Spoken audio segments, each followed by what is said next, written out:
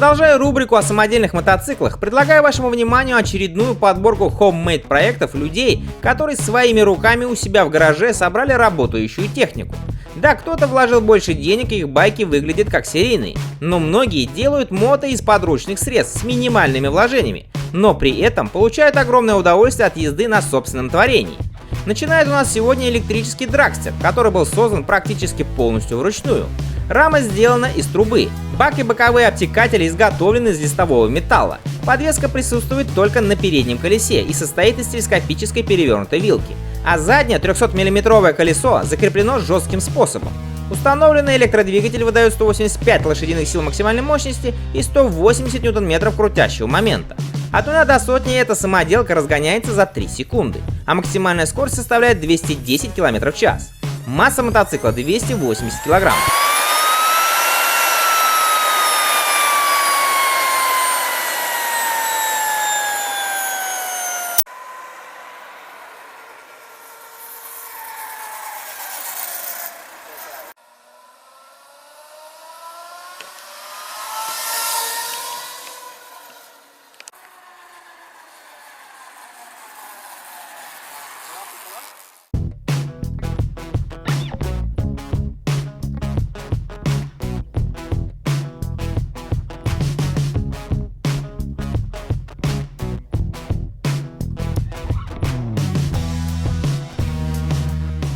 Следующая самоделка поражает своими миниатюрными размерами. Мотоцикл действительно можно взять под мышку и пойти. Рама малыша естественно изготовлена из трубы, в которой помещен двигатель от бензопилы.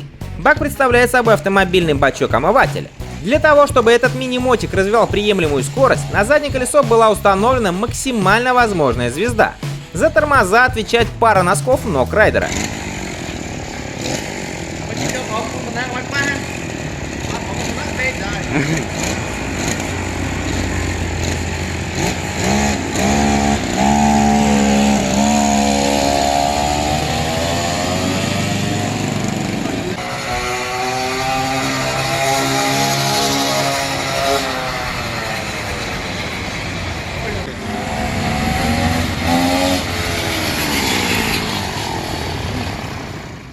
Далее у нас идет неплохой самодельный эндурик. Его основа была сварена из профильной трубы, как и задний маятник.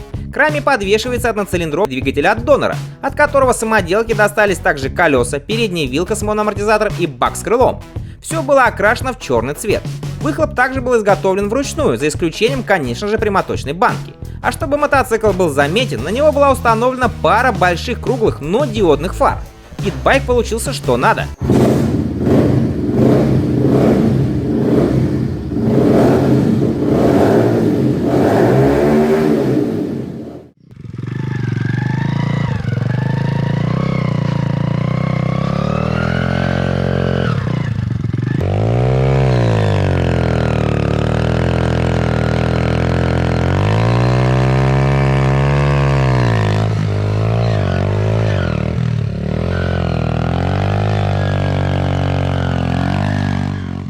Этот брутальный самопал изначально задумывался для веселого покорения бездорожья, о чем недвусмысленно намекают громадные колеса с усиленным протектором.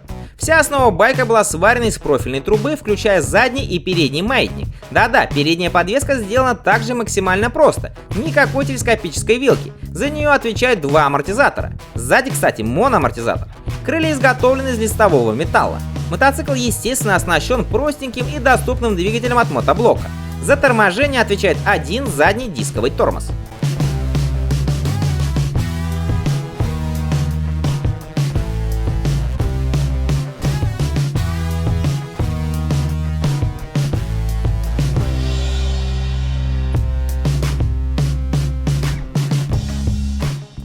Далее идет очередной самодельный электрический мотоцикл. Здесь была изготовлена сложная двухуровневая рама, также из профильной трубы, как и задний маятник. Подвеска состоит из позаимствованной простой телескопической вилки и моноамортизатора сзади. Тормоза также переехали от донора по одному диску на колесо. Сам электродвигатель установлен в заднем колесе, это бесщеточный мотор-редуктор. Фальшбак вместе с основой для сидения и боковыми обвесами был сделан из нержавейки.